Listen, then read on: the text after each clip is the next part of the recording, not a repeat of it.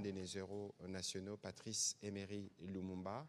Mais nous sommes ici parce que les exigences du moment les nécessitent. Et donc, nous sommes aujourd'hui 17 janvier. Nous revenons devant vous avec la ministre d'État, ministre des Affaires sociales, solidarité, affaires humanitaires, madame que vous connaissez bien, Eve Bazaïba, parce qu'elle revient fraîchement du Burundi et de la Tanzanie, où elle a été au chevet des compatriotes qui sont déplacés du fait justement des actions du père Rwanda et du fils M23, notamment à Uvira spécifiquement. La mission humanitaire qu'elle a conduite dans ces deux pays voisins venait ensuite à d'autres missions effectuées avant par notamment le ministre délégué chargé des Congolais de la diaspora, Crispin Badou, mais aussi d'autres initiatives qui ont été très vite prises par le président de la République pour s'assurer que le gouvernement apporte le soutien, mais aussi la contribution nécessaire pour nos populations qui sont déplacées du fait justement de ces conflits dans le Sud Kivu spécifiquement. Alors, Madame la ministre d'État, bonsoir. Bonsoir. Et merci de vous prêter à cet exercice samedi après-midi. Je sais que c'est une exigence malheureusement du travail dans ces contextes précis. Donc, vous revenez du Burundi et de la Tanzanie. Vous avez été au chevet de nos compatriotes qui sont déplacés pour une mission strictement humanitaire. Qu'est-ce que vous pouvez dire à ceux qui nous suivent ce soir de la réalité que vous avez trouvée, mais aussi de l'appui que le gouvernement congolais a apporté, notamment à travers le HCR dans la gestion des problèmes générés par les déplacements de nos compatriotes? Merci beaucoup, Excellence, de me donner cette opportunité-là. C'est toujours intéressant d'être utile à la nation, c'est mon devoir. Même les jours fériés, je les ferai. Je suis disponible et disposé à servir la nation. J'ai conduit donc une mission humanitaire au nom du chef de l'État, au nom du gouvernement de la République, parce qu'autorisé par son Excellence Madame la Première ministre. J'étais accompagné de mon collègue ministre délégué à la francophonie au Congolais de l'étranger et les représentants du ministre des Droits humains. Et je dois aussi souligner que tout en étant au Burundi et en Tanzanie, la mission a été coordonnée à distance par son Excellence le vice-premier ministre en charge de l'Intérieur qui a dans ses attributions donc la gestion des réfugiés, c'est-à-dire nos compatriotes qui se sont déplacés, c'est vrai, mais en dehors des frontières nationales. Qu'est-ce que nous avons trouvé là-bas? Nous devons dire que c'est une tragédie humaine, c'est une désolation. Moi-même, je me sens révolté de voir les compatriotes souffrir ainsi parce qu'ils n'ont pas fui la République démocratique du Congo parce qu'il y a la misère, ils n'ont pas fui les pays parce qu'il y a des problèmes climatiques, mais ils ont fui les pays à cause des hostilités dont ils sont victimes, ces compatriotes, à cause de l'agression rwandaise et perpétrée par les supplétifs M23. Au Burundi, globalement, il y a environ 250 000 Congolais de toutes les vagues. 250 000 Congolais que le HCR et le gouvernement burundais, au nom du gouvernement que je félicite en passant pour la gestion de ces Congolais, l'accueil déjà, ouvrir les frontières pour accueillir les Congolais qui cherchent l'abri, l'asile. Les 250 000 sont parsemés dans environ 7 sites. Et le gros lot se trouve dans les sites de Bousouma, où vous avez 67 000 compatriotes, dont 30 000 enfants à peu près, et 2200 enfants, selon les statistiques que nous avons, non accompagnés, qui ne connaissent même pas d'où ils viennent, des petits enfants allant de 3 à 14 ans, et la plupart, et d'autres quelque peu, à moins de 18 ans. Les populations sont dans une situation difficile. Comme vous le savez, que ce soit au Burundi ou en Tanzanie, le monde entier sait que le grand donateur de l'humanitaire, de l'aide humanitaire, les États-Unis, ont revu leur politique en cette matière Et du coup, beaucoup d'agences qui étaient sur terrain en train d'exécuter à donner l'aide humanitaire, les ONG, les organisations internationales ont plié bagage. Et les poids se retrouvent maintenant au niveau des pays d'accueil. Le Burundi avait lancé l'appel, vous le savez, et au Burundi, à ces jours, en tout cas ça ne vient pas de moi, le HCR qui est là est témoin, la RDC se trouve être le premier donateur. Et c'est un devoir pour nous, parce que ce sont nos compatriotes, quand bien même nous avons là dérogé à la règle. Car par principe, en droit humanitaire international, le pays d'origine n'intervient pas directement envers ses ressortissants quand ils ont le statut de réfugiés. Mais en situation exceptionnelle, mesure exceptionnelle, la première exception d'abord, comme je l'ai dit tantôt, les Congolais ne sont pas arrivés là-bas en Tanzanie, au Burundi, par les faits politiques ou par les problèmes de misère et tout, c'est parce que nous, au pays ici, et eux, nos compatriotes qui sont allés ailleurs, nous sommes victimes de cette agression. Deuxième exception, c'est que lorsqu'il y a un appel qui est lancé comme ça par le pays d'accueil, les premiers à réagir naturellement, logiquement, c'est le pays d'origine, parce que ce sont nos fils et filles. Et moi-même, je suis très fier de mon gouvernement. Merci au chef de l'État, merci à la Première ministre pour cette émission-là. Mon rôle était d'aller apporter que l'aide humanitaire. Mais précédemment, Son Excellence Madame la ministre de l'État aux Affaires étrangères a été partie pour le Burundi et régulièrement, le vice-premier ministre à l'Intérieur a déjà participé à plusieurs réunions tripartites pour la gestion des réfugiés en Tanzanie et au Burundi. Il y a même eu un protocole d'accord entre le gouvernement congolais et le HCR ainsi que le Burundi pour déroger à la règle, comme je vous ai dit, les conventions internationales exigent pour que nous puissions avoir, nous les Congolais, la possibilité d'intervenir directement. C'est ce qui a été fait et l'aide humanitaire était là, constituée des vivres et des non-vivres. Nous avons fait pareil aussi en Tanzanie. Le chiffre en Tanzanie, c'est environ 87 000 Congolais. Il y a eu plusieurs vagues de Congolais. La dernière vague de Congolais en Tanzanie, c'est 9 800 et quelques. Là, on est dans l'arrondi à 10 000. Dans les 87 000, vous avez 50 000 enfants. 50 000 enfants, donc de 0 à moins de 18 ans. À notre présence d'ailleurs, il y a eu 28 naissances le même jour où nous sommes arrivés. Donc vous avez affaire à des Congolais qui sont en rupture scolaire, rupture d'éducation, qui vivent concentrés et la vie n'est pas normale. Et là-bas, il y a plusieurs vagues qui ont remonté depuis que les hostilités ont commencé en République démocratique du Congo, au vu de la proximité entre la Tanzanie et nous. De toutes les façons, Tanzanie, Burundi et la République démocratique du Congo, nous avons en commun le lac Tanganyika. Donc, il y en a qui traversent par les lacs ou qui font la route jusqu'à parvenir. Il faut dire aussi que parmi eux, il y a des Congolais qui étaient en Ouganda, qui ont traversé soit au Burundi, soit en Tanzanie, avec un statut de réfugié déjà enregistré là-bas.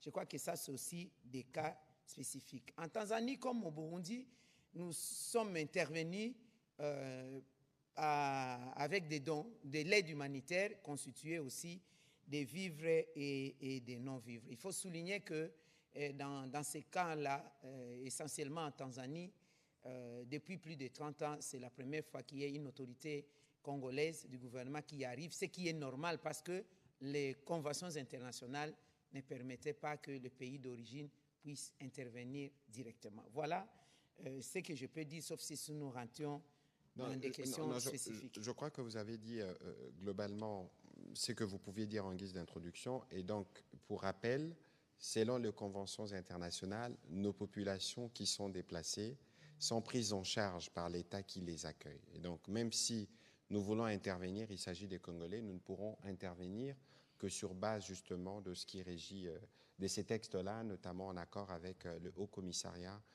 des Nations Unies qui traite des questions de réfugiés.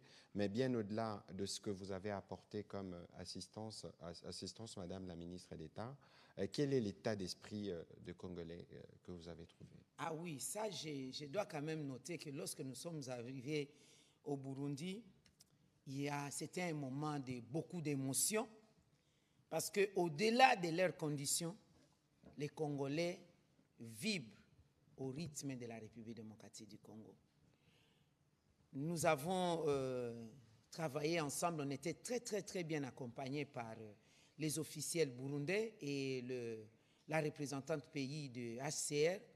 Lorsque nous avons terminé à parler avec les compatriotes, en pleine cérémonie, eux-mêmes ont entonné l'hymne national. C'est la première fois de mon existence que je comprenne en fait les liens qu'il y a à l'hymne national en dehors de son pays. Ils ont entonné en sanglots. Les hommes, les femmes, les enfants ont entonné l'hymne national en sanglots et c'était très difficile pour nous de retenir nos larmes. Parce que tous disaient deux choses. Première chose, la paix et la sécurité en République démocratique du Congo comme préoccupation. La deuxième chose, retour au pays. D'ailleurs, il disait retour à la maison République démocratique du Congo. Voilà. Et c'est la même chose aussi en Tanzanie. À côté de cette chanson, à côté de l'hymne national, il y a eu encore une autre chanson que j'avais entendue à l'école primaire moi-même. Et en 2002, lorsque nous étions aux négociations politiques intercongolaises à Sun City, notre pays sera toujours uni et il gardera toujours son unité. La chanson a été entonnée par les compatriotes eux-mêmes au Burundi. Évidemment, nous travaillons justement à recréer les conditions qui permettent à ces compatriotes de revenir très rapidement dans notre pays et nous saluons justement ces patriotismes et d'ailleurs c'est l'occasion de dire toute notre fierté pour tous les compatriotes qui vivent dans les parties du pays sous occupation parce que quotidiennement, ils les démontrent par leur attitude de la résistance et de la résilience face à cette aventure rwandaise sans lendemain. Alors, on va prendre la série de questions. On va commencer avec M.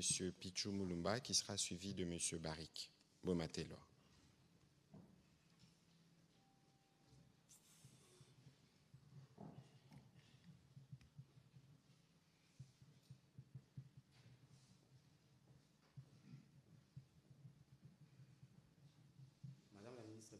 J'ai juste une petite préoccupation. Vous avez parlé des enfants non accompagnés dans les différents sites, que ce soit au Burundi ou comme en Tanzanie. Est-ce que vous êtes rassuré comme gouvernement sur les priorités opérationnelles du HCR pour assurer la protection de ces enfants non accompagnés dans ces sites? Merci beaucoup. Ces enfants constituent une priorité pour le HCR, les plus vulnérables. D'ailleurs, lorsqu'on procède au dispatching des tentes, on commence par les catégories les plus vulnérables. Il y a ces enfants non accompagnés sur les questions d'abri, alimentation et soins médicaux. Et aussi, on leur adjoint, il y a des mamans du camp, spontanément, par souci maternel, les hommes et les femmes qui les encadrent aussi. Et il y a des femmes enceintes, il y a des personnes vivant avec handicap, des personnes de troisième âge, des malades et exceptionnellement aussi les survivantes des violences sexuelles parce qu'il y en a légion. Voilà, merci. On va prendre M. Barik et puis ce sera M. Eric Izami.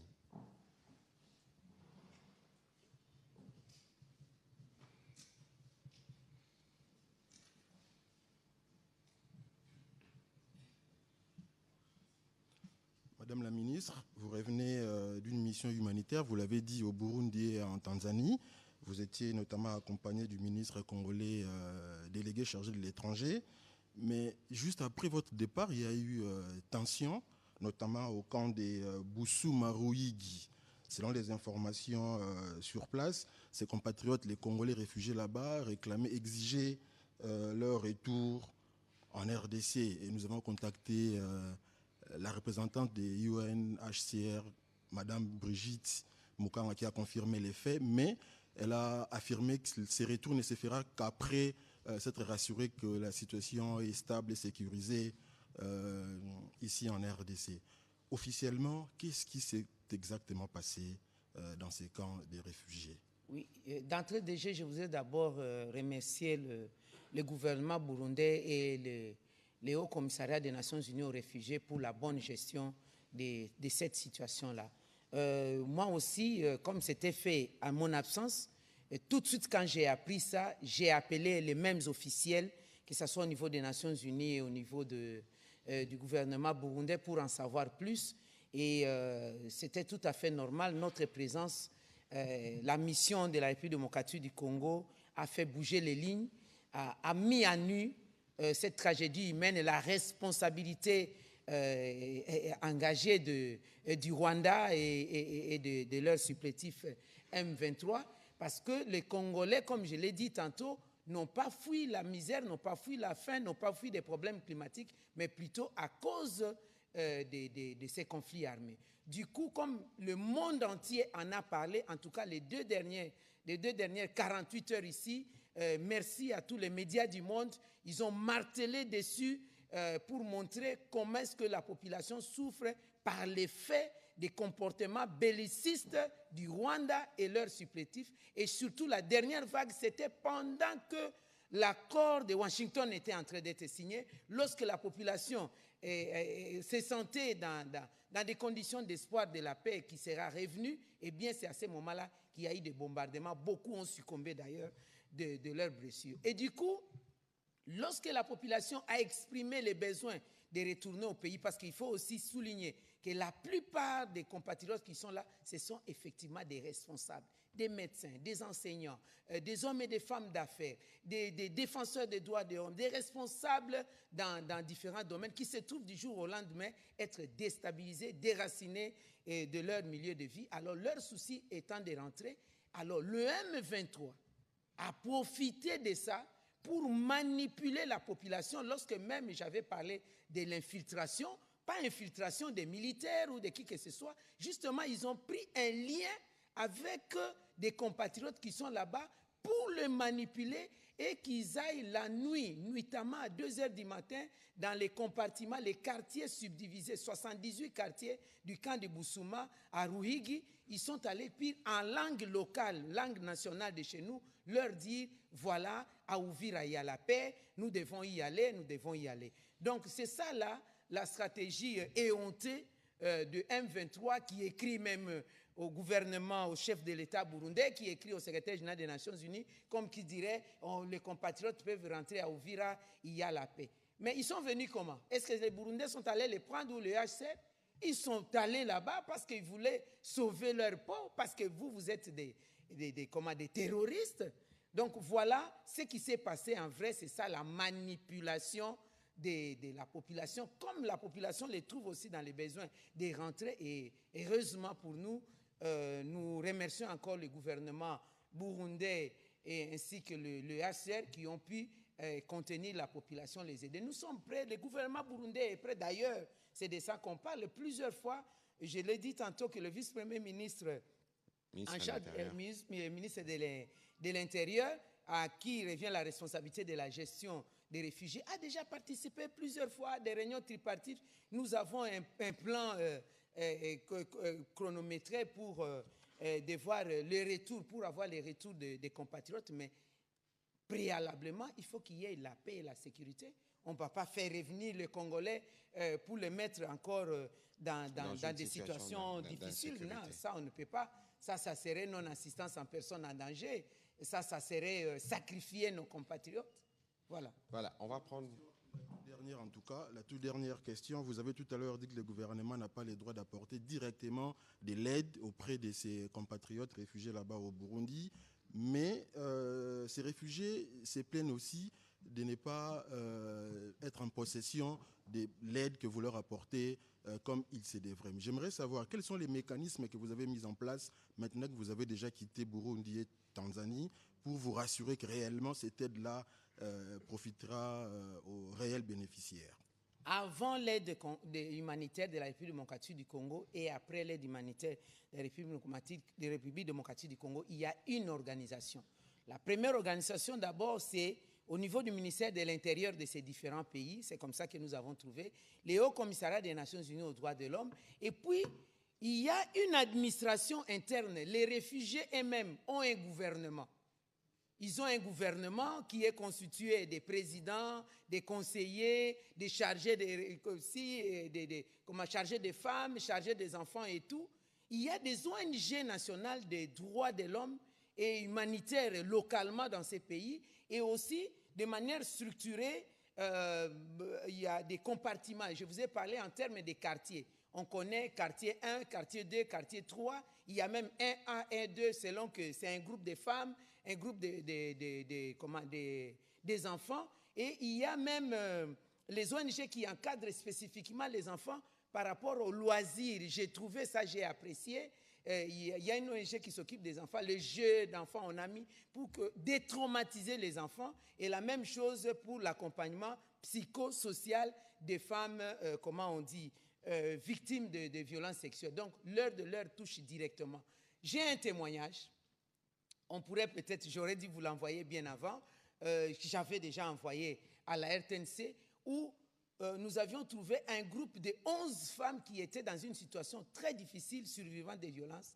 Et lorsque nous avons présenté ça au HCR, parce qu'il y en a quand même 87, 86 000, eh bien, ces femmes, après nous, ont envoyé un témoignage pour dire chacune a été amenée à l'hôpital. Les Médecins sans frontières sont là, ils s'en ont occupé au camp de Bousouma. Chacune a reçu donc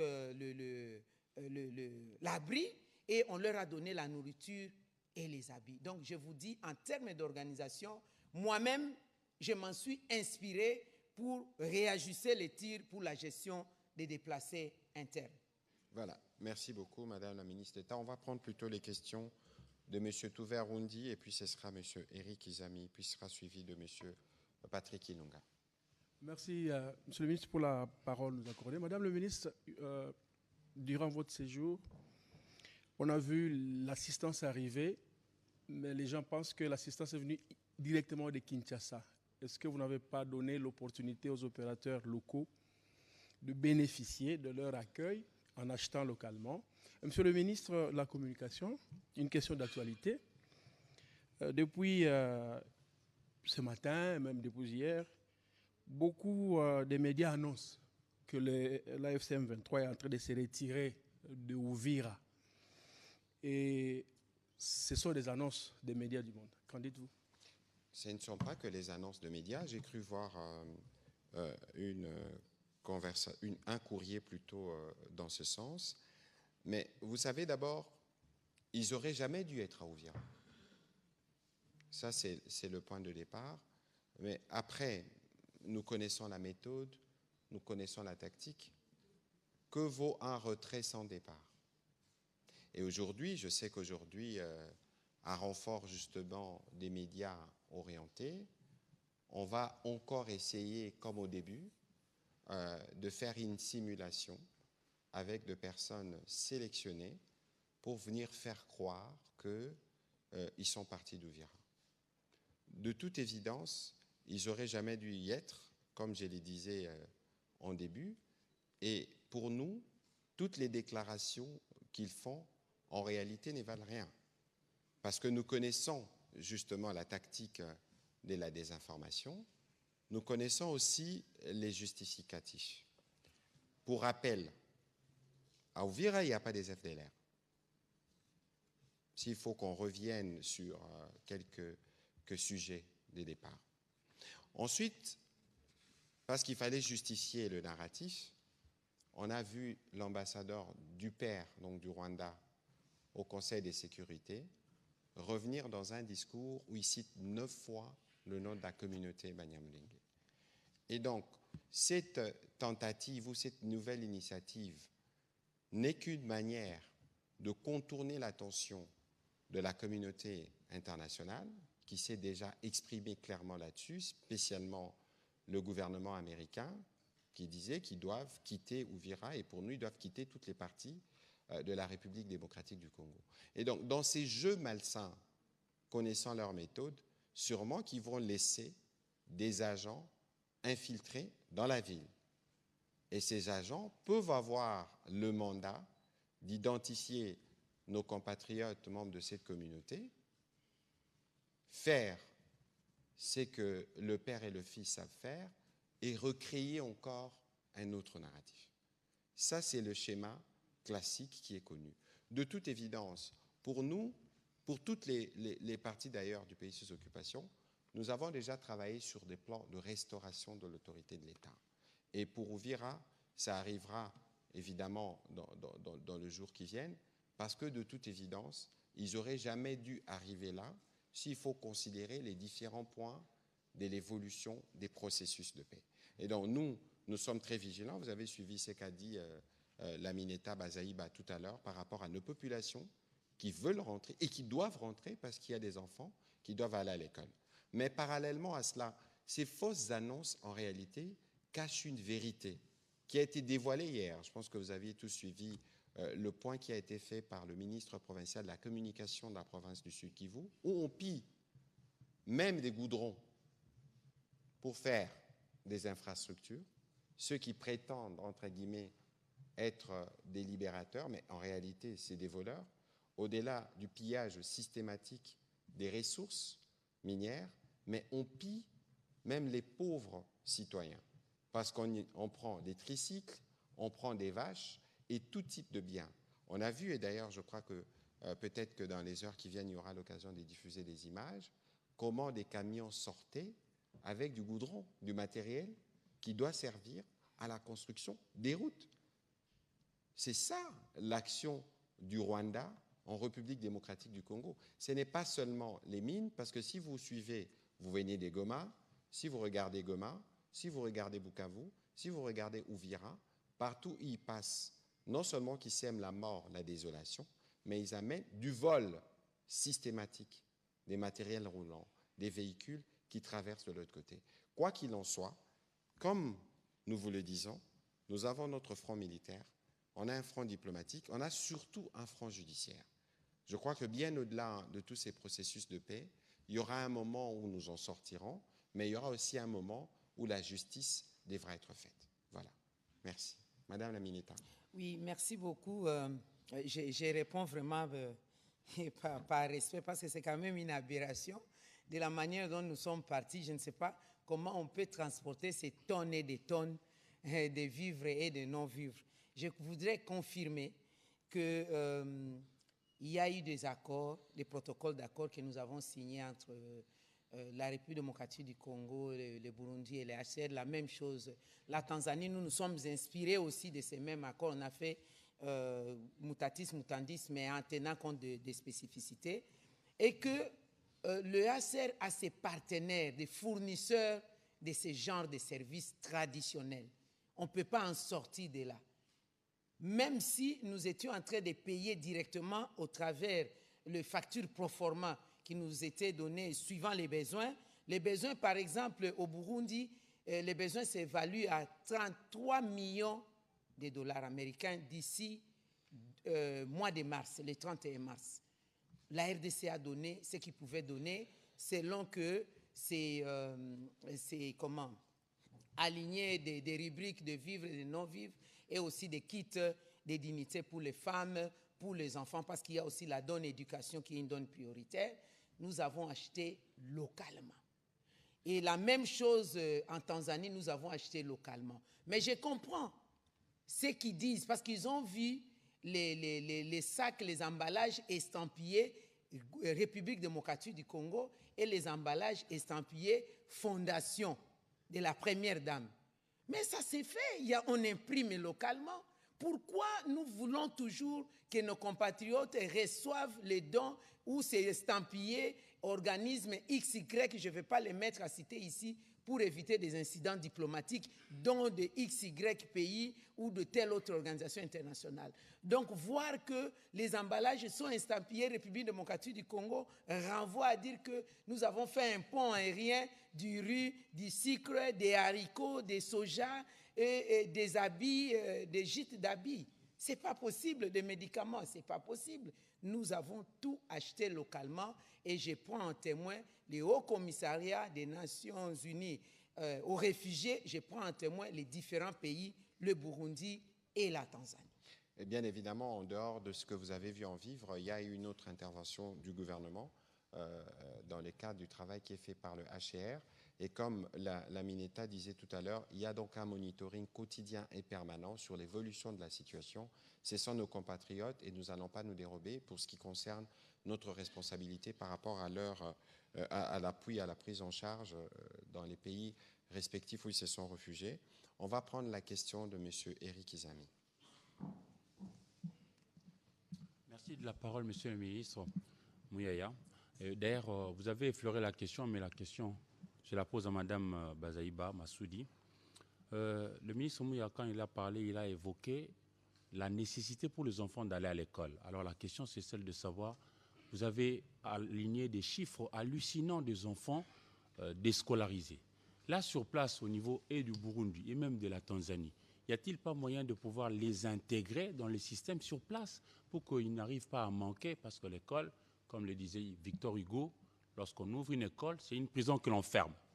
Alors, au ministre Mouyaya, votre collègue du portefeuille a déclaré que Pay Service n'est pas une banque privée américaine reconnue en République démocratique du Congo. Vous êtes ministre, mais aussi porte-parole du gouvernement. Quel est votre point de vue à cette question-là? Merci. Voilà, nous parlons de la situation humanitaire, mais bon, on va faire une dérogation.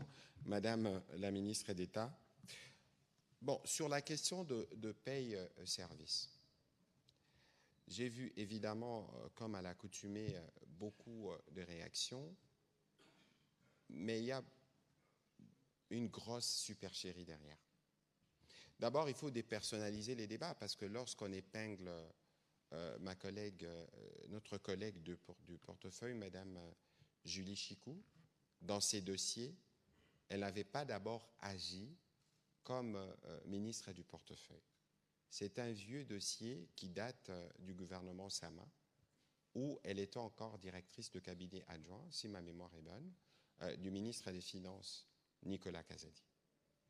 Et lorsque les prestataires en question viennent proposer ces services, il y a eu évidemment des mémorandums d'intention qui ont été signés avec certaines structures, notamment le ministère du portefeuille. Spécifiquement pour les ministères du portefeuille, il était assorti d'un contrat de prise de participation, parce que la société en question s'est présentée comme une banque de prise de participation, mais il faut savoir que les ministres que nous sommes, nous ne pouvons pas nous engager dans des contrats qui engagent les trésors publics sans que nos collègues de budget et des finances ne puissent être impliqués. Première précision. La deuxième précision, parce que j'ai vu après, à la suite de cet article, dire que celle qui était Dirka hier, devenue aujourd'hui ministre, a demandé 10% pour se faire corrompre. Mais ce que vous devez savoir, c'est que lorsque elle travaille au niveau du ministère de Finances, avant de procéder à un quelconque paiement, en banque on appellerait ça compliance, mais on doit faire de due diligence. On doit vérifier la régularité de la société qui doit être bénéficiaire de ces paiements au niveau du Trésor public.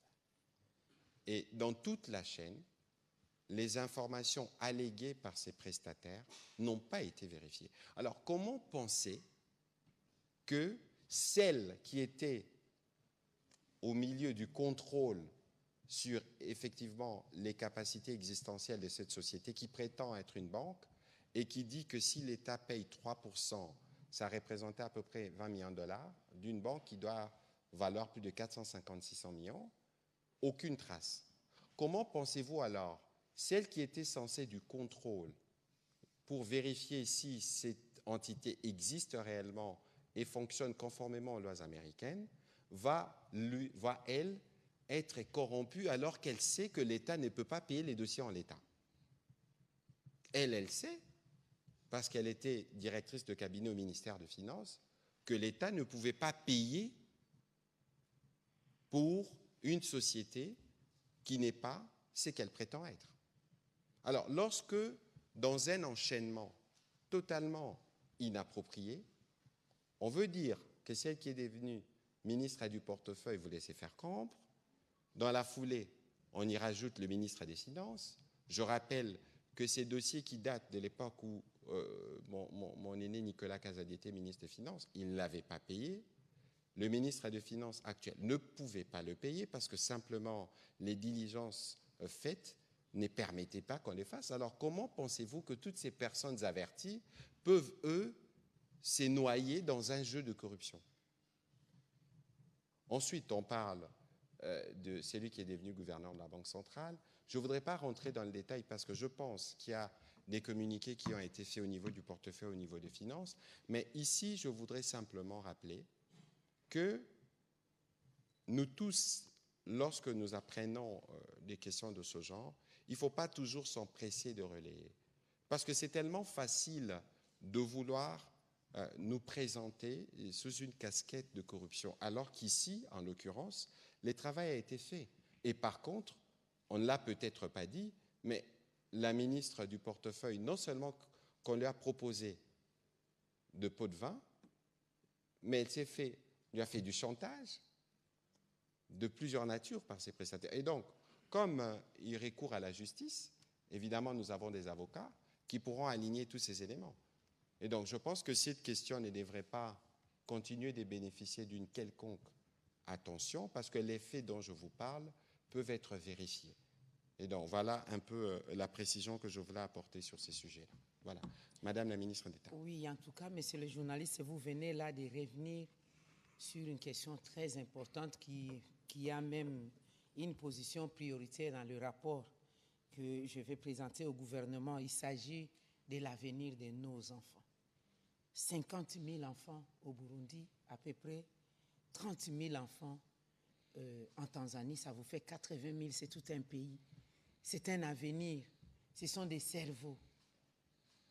Mais je veux quand même vous apaiser l'opinion pour dire que sur les 7 sites organisés au Burundi, 6 ont déjà l'espèce un peu de ce qu'on peut appeler école, mais qui ne prend pas tout.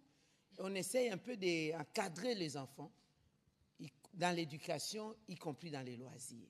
Seul le centre de Bousouma, comme c'est un nouveau, qui a commencé, le site a été présenté rien que le 1er décembre, c'est un nouveau site là où il y a le gros lot de Congolais au Burundi. Ça aussi, c'est une priorité et ça fait partie du rapport. Je vais donner, l'UACR attend beaucoup de nous, attend beaucoup de la RDC, le Burundi aussi attend beaucoup de la RDC pour appuyer ces volets-là pour qu'on puisse s'organiser. Par contre, en Tanzanie, je dois reconnaître que nous avons trouvé des écoles qui sont organisées aussi, construites même par l'UHCR, où les enseignants sont les réfugiés. Donc on essaie de recruter les enseignants parmi les réfugiés, comme d'ailleurs les médecins, les infirmiers, on les recrute aussi parmi les réfugiés, que ce soit au Burundi ou en Tanzanie. Eh bien, on a organisé, il y a des écoles, on enseigne, mais les conditions ne sont pas les bonnes parce qu'il y a le trop plein.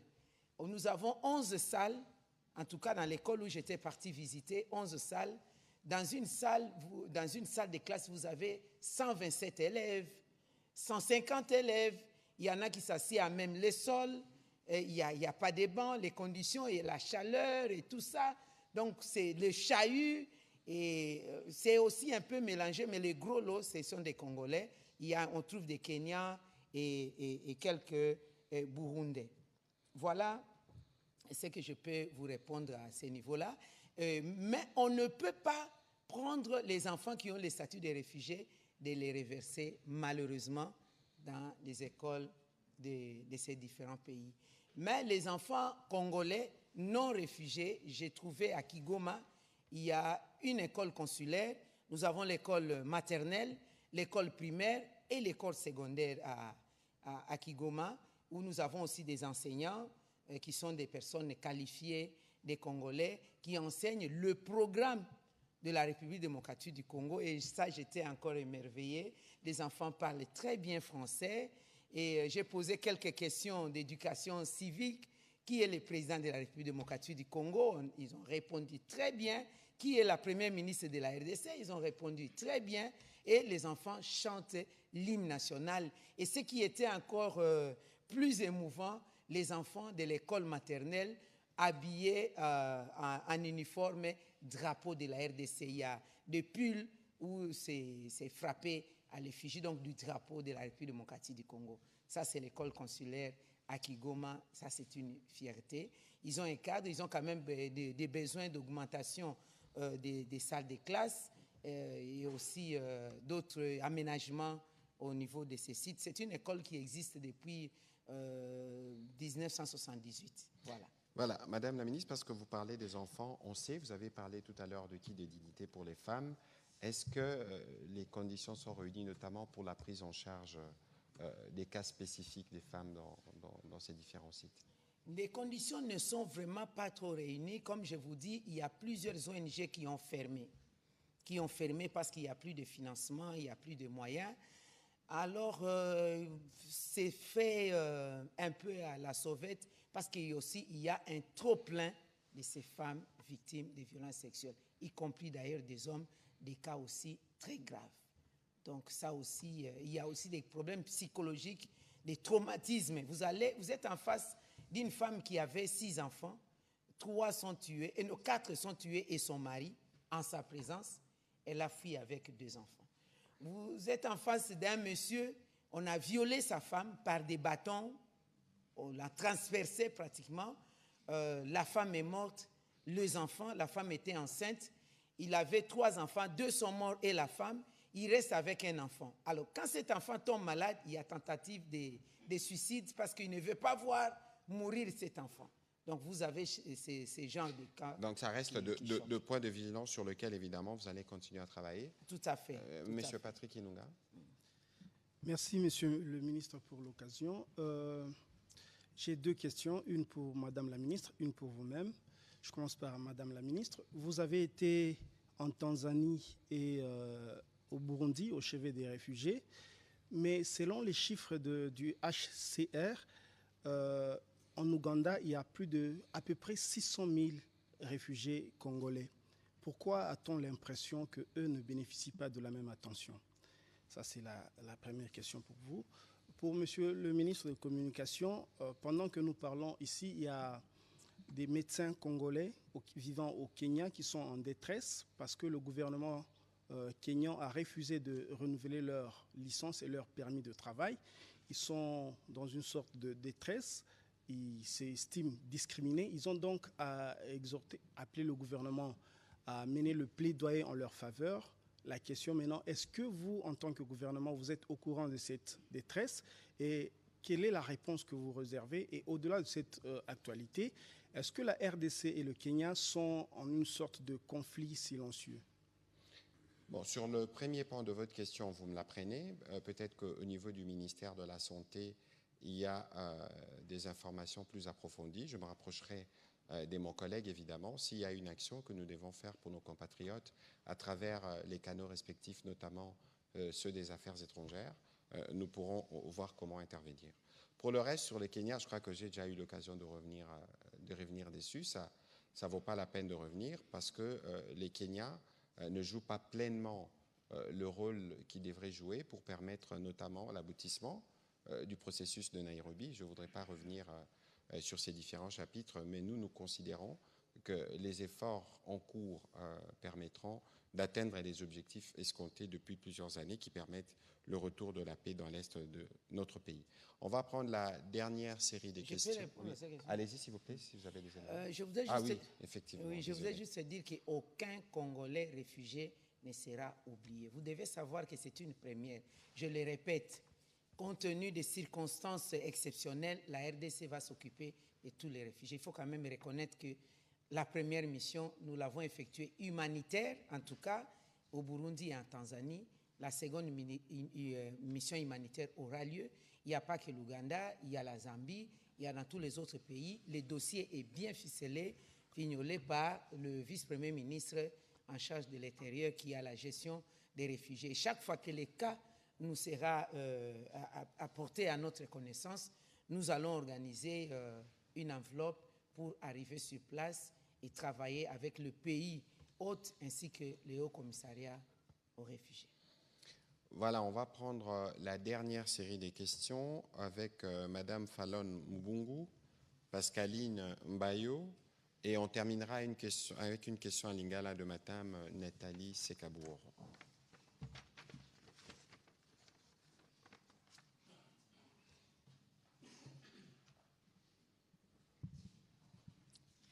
Ma question s'adresse directement à la ministre Eve Bazaïba. Vous venez de nous présenter un tableau sombre concernant les réfugiés congolais basés au Burundi et en Tanzanie, mais vous n'avez pas évoqué l'aspect sanitaire, sachant que dans des cas pareils, il pourrait y avoir l'épidémie. Quelle prise en charge sanitaire du côté du gouvernement congolais pour ces réfugiés-là? Merci beaucoup, madame. C'est vrai, vous avez raison. Nous avons, comme au Burundi, par exemple, trouvé des cas de choléra. Il y avait 198 cas de choléra, suivant les rapports du médecin qui était sur place.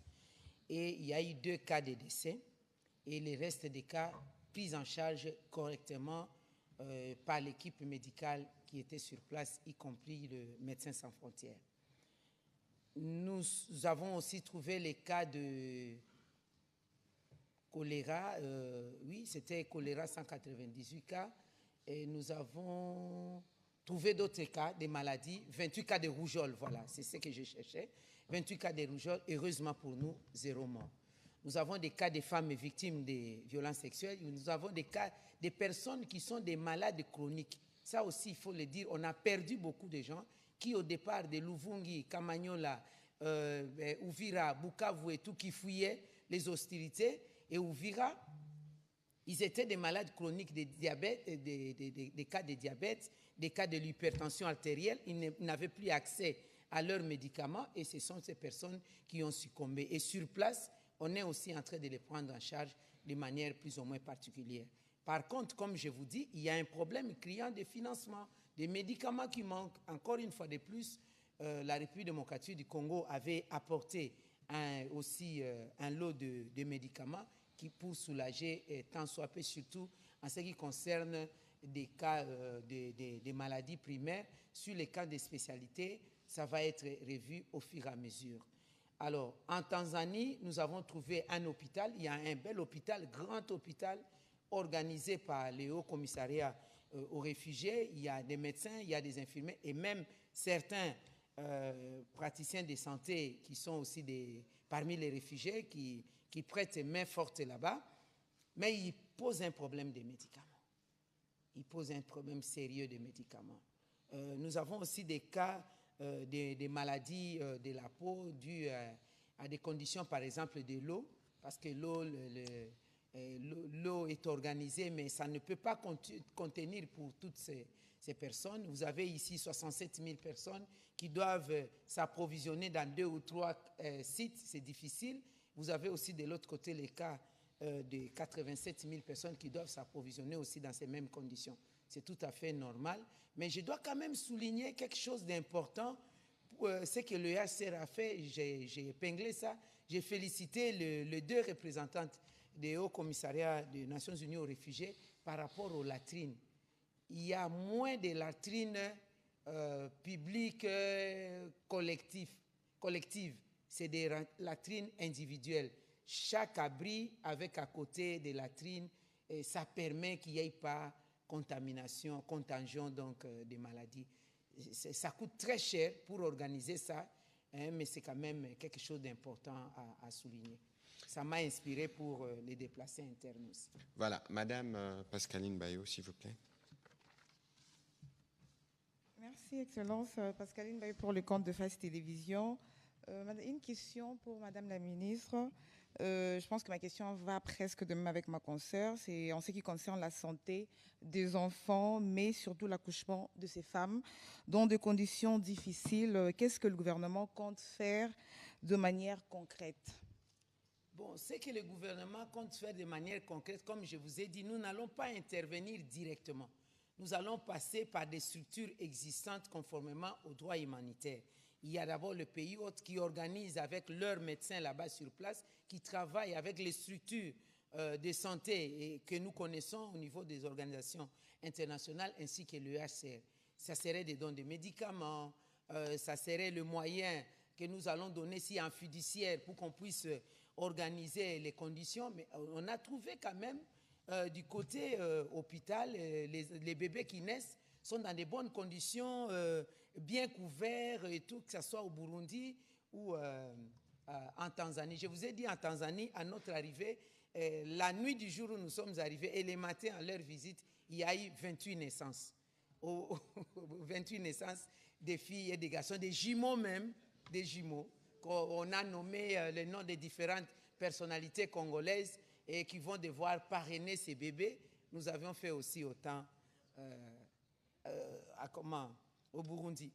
Bon, je me permets quand même de le dire pour reconnaître ce qui est fait par les pays hôtes et les HCR, malgré les conditions difficiles. Il y a la vie parfois, dans une certaine mesure, des réfugiés, les conditions d'abri, soins de santé, un peu de dons et tout ça. C'est quand même un peu plus abordable par rapport à même la communauté environnante. Nous avions même échangé avec le HCR pour dire, pour éviter parfois des petites tensions qui peuvent survenir avec les communautés locales qui les ont accueillis dans ces sites, il faudrait qu'il y ait des projets de développement qui intègrent ces communautés environnantes. Parce que ce soit au Burundi ou en Tanzanie, ils ont trouvé les populations qui sont là. Vous voyez, au camp des réfugiés, on met des forages d'eau, l'eau propre, etc. Mais de l'autre côté, ils s'approvisionnent vers la rivière. Et ils ne peuvent pas entrer dans les camps, ces deux camps ne peuvent pas aller là-bas. Entre-temps, ces deux camps ont besoin de s'approvisionner en légumes, en nourriture au niveau du village. Pour qu'il y ait cette bonne collaboration, nous avons réfléchi, la RDC aussi va s'impliquer pour qu'il y ait quand même la possibilité de faire des projets en commun. On recrute des gens qui sont tout autour pour venir travailler dans des sites et tout ça, gagnent quelque chose pour qu'ils accueillent bien ces réfugiés. Voilà, merci. Nous prendrons une question en Swahili aussi spécialement. Oui, je voudrais quand même, si vous permettez, Excellence, Monsieur le Ministre, nous avons Madame parlé de ceux qui ont fui les hostilités. Ça, c'est les réfugiés. Mais j'aimerais toucher un petit mot sur les déplacés internes. Le 1er décembre, ensemble avec l'équipe humanitaire pays, ici, nous avons rendu public des chiffres communs en termes de prévisions pour 2026. Là, je parle du 1er décembre 2025. Qu'est-ce que nous avions retenu? Nous avions retenu que, compte tenu de la situation que connaît la République démocratique du Congo, qui cause la situation humanitaire, des conséquences humanitaires, il y a 3 chocs spécialement. Le tout premier choc, ce sont des hostilités, donc la guerre. Deuxième choc, des pandémies, donc des problèmes sanitaires. Et troisième choc, des aléas climatiques. Dans l'ensemble, pour que nous fassions une action humanitaire qui peut être acceptable au-delà de 50%, venir en aide à la population congolaise au niveau interne, que nous avons ciblé environ 14 900 000 Congolais qui sont dans les besoins au niveau national. Et on a ciblé les plus vulnérables, c'est 7 300 000 Congolais. Et il nous faut 1,4 milliard de dollars pour venir en aide à ces Congolais pendant 2026. C'était le 1er décembre. Et les conditions, c'était que nous allions dans la pente vers le processus de paix. Mais maintenant que la situation a dégénéré négativement, la situation s'est aggravée à cause des velléités bellicistes du Rwanda et de M23, toutes les données sont bouleversées. Maintenant, que ce soit à l'interne ou à l'externe, c'est-à-dire la prise en charge des déplacés internes devient plus difficile parce qu'à chaque fois qu'il y a un coup de feu, il y a un mouvement humain et il y a une déstabilisation, il y a la vulnérabilité qui s'accentue. J'aimerais que le monde le sache et que le monde puisse attirer son attention sur la République démocratique du Congo par rapport au comportement du Rwanda et de M23. Voilà, vous avez eu l'occasion d'en parler notamment au Conseil des ministres. Monsieur Liévin Luzola, allez-y rapidement, s'il vous plaît. Madame la ministre d'État, merci beaucoup. Ma première préoccupation a été déjà répondue, notamment en ce qui concerne la prise en charge des personnes vivant avec handicap. Vous avez dit que ça fait partie des priorités du HCR. Ma deuxième question, je reviens au pays. Il y a quelques jours, le HCR ainsi que des médias ont dénoncé dans les zones occupées par l'armée rwandaise et ces supplétifs du M23, il y a eu un forcing. On a forcé les Congolais d'aller au Rwanda voisin comme réfugiés. Alors, quelles sont les précautions prises par votre gouvernement quant au retour de ces compatriotes pour éviter les pires? S'il vous plaît, pouvez répéter la question?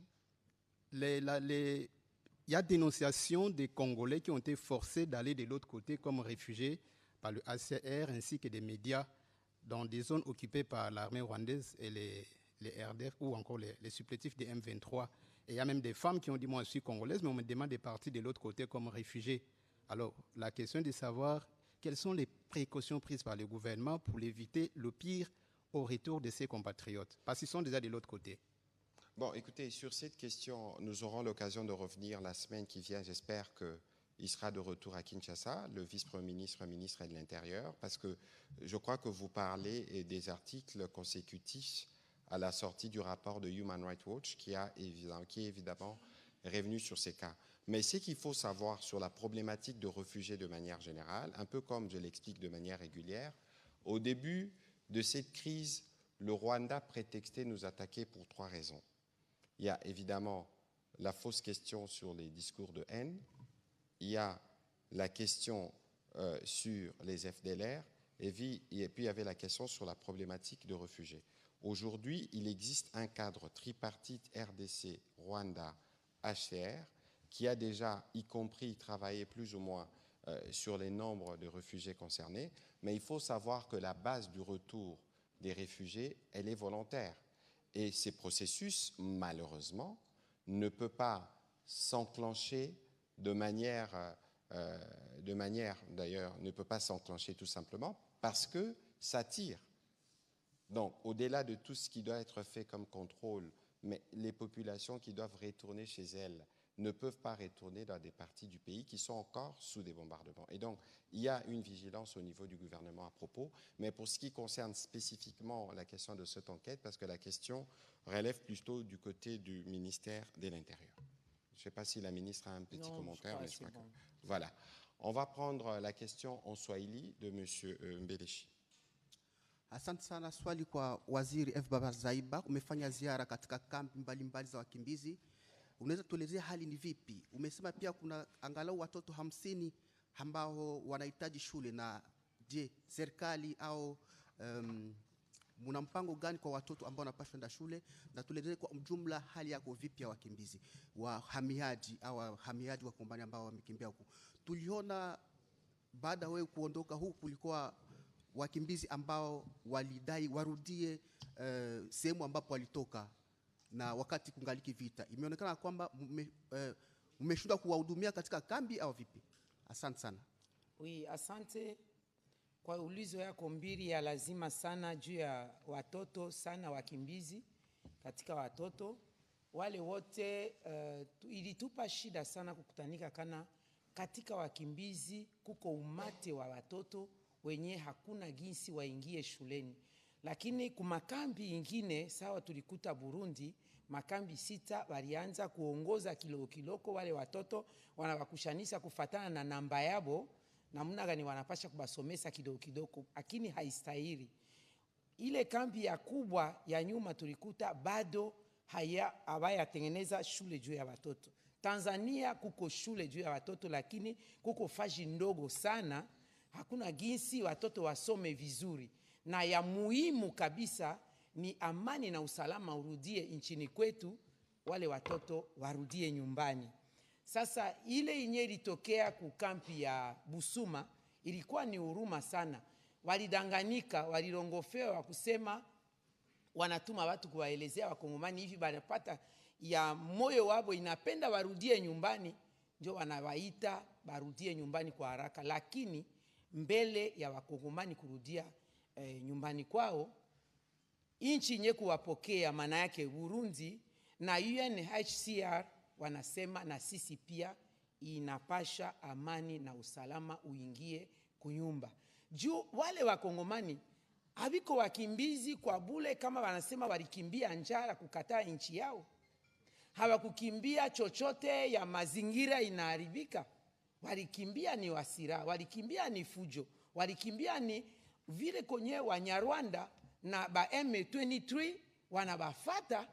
Ndio maana walikimbia juu batafute namuna gani banapasha kupona. Na bia Barundi na UNHCR wakabaongoza, wakawachunga kumakambi vile kwenye tuliwakuta. Na sisi wakongomani, serikali ya nchi abata pasha kuwaachilia warudie kufashi nye hakuna usalama na amani. Ni ya muhimu hayo ile. Voilà, merci. La ministre répondait à la question du journaliste Mbelechi qui portait notamment sur la scolarité des enfants dans les camps des déplacés. Madame Nathalie Sekabouoro, on termine par vous pour une question en Lingala. Matondo mingi, motuna nangai ezali na ministre d'État ya mambi affaires sociales. Boti bongo kokutana na ba kima bitumba. Kuna na Tanzanie pe na Burundi. Okoyiko isa biso na molai penza ko bika na bango ezali lolenge nini. Tango tomoni ete motango na bana pe otangi awa motango bana ebele.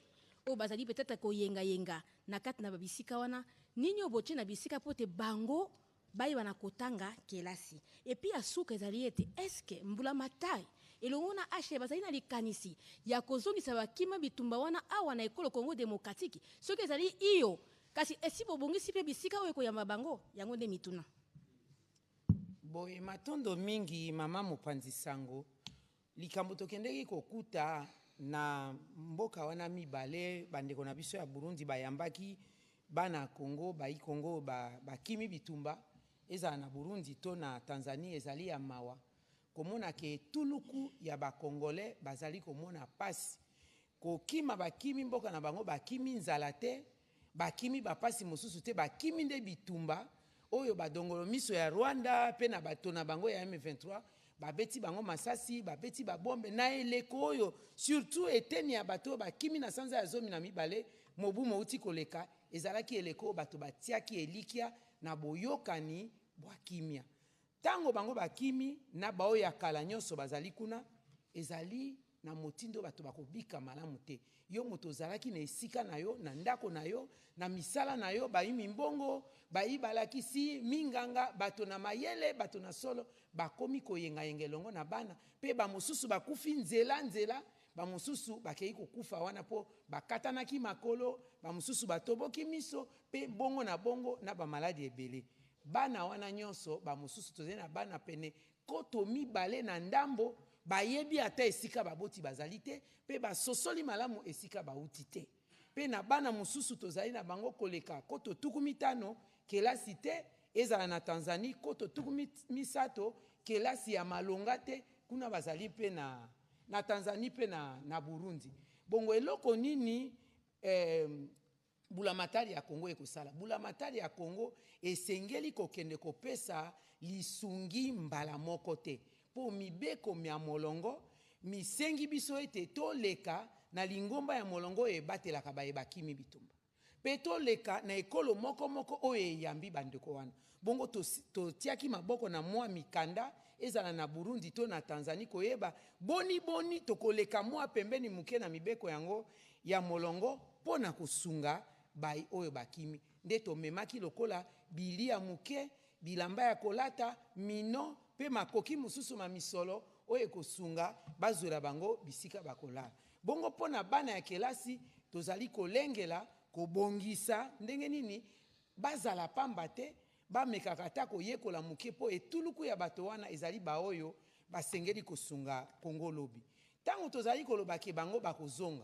bakozonga ezali iyo bakozonga kasi na makasi te ekozala kotuna moto na moto okomi pene na kozonga iyo biso pe tokotala boni na mboka eske kimia ekoti soki kimia ekoti boboto kimia nde tokozongisa bango Kongo pe ezali monene ba mususu bakoloba na kozonga lisusu uvira te po moni mingi amoni bakati mwasi kingo babebisi mwasi babomi bana moto andengo wana kozonga penza na mboka wana ekozala pasi akoki kozonga na Congo mais tango tokosola na moko akoki koloba nazonga ata mboka mosusu wana mbula matari ya kotala yango bongo kalaka mokonzi oyo tobengi vice premier ministre en charge ya makambo etali bokengi bamboka VPM ya intérieur yende asimbami makoki ya koyeba kosolola na bayi HCR na bayi bamboka wana ndenge na ndenge oyo bakongole bazali kuna ngai suka na ngai ezali kaka koya komema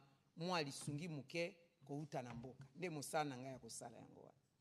Voilà, matondo mingi mama Eve Bazaiba na mituna biano opesi na motuna ya mama Sekabuoro ya motu ya ifo koyeba yango musala tozo sala na président Félix Antoine Tshisekedi Tshilombo solution akopesa ba compatriotes wana eza kozongisa kimia bazonga bisika bazaki liboso na ndenge pe mama lobia na lopoto balobaka ifo accompagnement psychologique parce que eza na bato ebele tolobaki yango awa 1500 compatriotes bakufaki na ba opération bandit depuis Rwandais décida qui va attaquer Uvira. Donc gestion à makambo yotozo salelango na ba échelle ebele. Mama Bazai balobi makambo etala qui apport topé soutien humanitaire mais kaseza na ba dimension mususu etali ministre intérieur topo etali ministre atalaka ministre délégué de Congolais de l'étranger kuna na ministère y a affaires étrangères. Madame la ministre, on a fait Swahili, on a fait Lingala. On va terminer en français. Je sais que ce n'était qu'une première étape, évidemment, et ce n'est pas le seul sujet urgent entre vos mains, parce que je rappelle quand même, nous avons d'autres situations difficiles dans les pays que vous suivez. Mais qu'est-ce que vous pouvez dire ce soir en conclusion de l'action que le gouvernement a posée à travers votre délégation dans les zones en question pour que les Congolais comprennent la nécessité pour tous les Congolais, où qu'ils se trouvent, de se mobiliser pour que la paix puisse redevenir effective dans toutes les parties de notre pays. Merci beaucoup, Excellence, Monsieur le Ministre. Je suis ministre en charge des Affaires sociales, Action humanitaire, mais aussi de la solidarité nationale. À ce stade actuel où la République démocratique du Congo a le devoir et même l'obligation d'aller sauver, soulager la souffrance de sa population, donc les compatriotes qui sont en dehors du pays, compte tenu de la situation exceptionnelle, je continue à le répéter, qu'il n'y a plus de donations internationales pour l'humanitaire, je lance l'appel à la solidarité nationale. Je crois que j'avais présenté cette situation au gouvernement, le gouvernement de la République avait adopté, m'avait autorisé de mettre en place des structures au niveau de la capitale et dans toutes les provinces d'appel à la solidarité nationale pour aider les Congolais, non seulement au niveau interne, mais aussi au niveau en dehors de notre pays concernant les réfugiés. Donc nous allons commencer bientôt ces appels-là en termes de dons. Si vous êtes à l'extérieur, vous êtes à l'intérieur, vous n'êtes pas obligé pour ceux de l'extérieur de donner en termes comme à logistique, vous pouvez donner en termes numéraires. Je crois que ça serait des numéros, des comptes officiels qui permettront à ce que nous puissions aider les compatriotes. Mais aussi, tous les Congolais, partout où nous sommes, soyons les véritables soldats de la République en termes patriotiques. Ne pas faire passer dans les réseaux sociaux des images qui détruisent votre pays inutilement. Vous savez que maintenant, la guerre, c'est aussi la guerre des médias dans les réseaux sociaux. Ils font des montages éhontés. Ils font tronquer l'information. L'information est erronée et nous sommes les premiers à les faire passer. Au contraire, soyons tous parmi nous, là où nous nous trouvons, soyons des soldats de l'armée numérique pour aussi redonner courage et force à nos militaires. Par rapport aux éléments que je vois passer dans les réseaux sociaux ici, vous voyez bien que c'est un montage qui n'a rien à voir. Nos militaires sont très bien traités, que ce soit ceux de Ouazalendo et tous les compatriotes, nous sommes appelés à les soutenir. Voilà le message que je peux dire à ce jour. Nous tous, nous avons un téléphone portable. Faisons notre guerre dans tous les fronts pour que nous puissions recouvrer la paix en République démocratique du Congo. C'est un pays merveilleux. Partout où nous passons, les gens aiment notre pays, adorent notre pays. Il y a des gens qui sont choqués de voir comment le Congo est malmené. Nous savons bien qu'on est en train de faire main basse à nos richesses. Maintenant, comme nous sommes en train de résister, nous entendons dire que nous avons les parties des terres que nous avons prises chez les uns. Voilà, donc les Congolais, lèvons-nous. Patriotisme oblige pour que nous puissions soutenir notre pays. Et je terminerai par dire que j'ai appris beaucoup dans cette mission. Merci au chef de l'État, merci à son Excellence Madame la Première ministre. Nous pensons que c'est une première mission, la deuxième, la troisième aura lieu. Nous sommes là au service de la nation. Merci à toute l'équipe qui m'a accompagné, y compris l'équipe des médias, toute la presse, Madame la DG de la RTNC. Je pense qu'elle va nous aider pour la continuité de la vulgarisation de notre mission. Je vous remercie. Voilà, merci beaucoup, Madame la ministre d'État. Nous nous disons être patriotiquement congolais, parce qu'il ne suffit pas d'être congolais, il faut l'être patriotiquement pour ne pas être comme ces Congolais qui prêtent leurs mains à ceux qui tuent, à ceux qui massacrent et ceux qui pillent nos ressources. C'est dont vous avez parlé tout à l'heure, nous on appelle ça poison rwandais. Voilà. C'est le virus de la désinformation qui est propagé par des comptes bien identifiés et qui malheureusement est relayé volontairement ou parfois involontairement par nous-mêmes. C'est pour ça que nous continuons de travailler étroitement avec les médias pour d'abord apporter la bonne information et pour dire aux Congolais que tout ce que vous voyez sur les réseaux sociaux, vous ne devez pas y croire jusqu'à ce que vous voyez un média en parler. Ce que nous, on appelle poison rwandais, c'est justement ces fausses nouvelles, c'est justement ces paroles coupées, c'est justement toute cette manipulation relayée et qui, malheureusement, trouve un terrain fertile du fait de notre démocratie. Alors, pour protéger notre démocratie, partout où nous sommes, nous devons éviter la propagation du poison rwandais et du virus de la désinformation qui n'ont pour mission que de nous diviser, que de s'aimer la zizanie entre nous.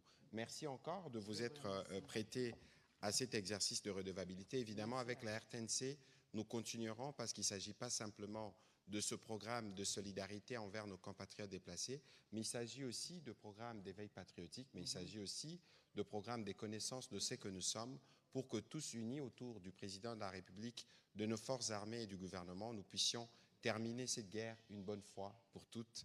Bonne soirée chez vous. Merci.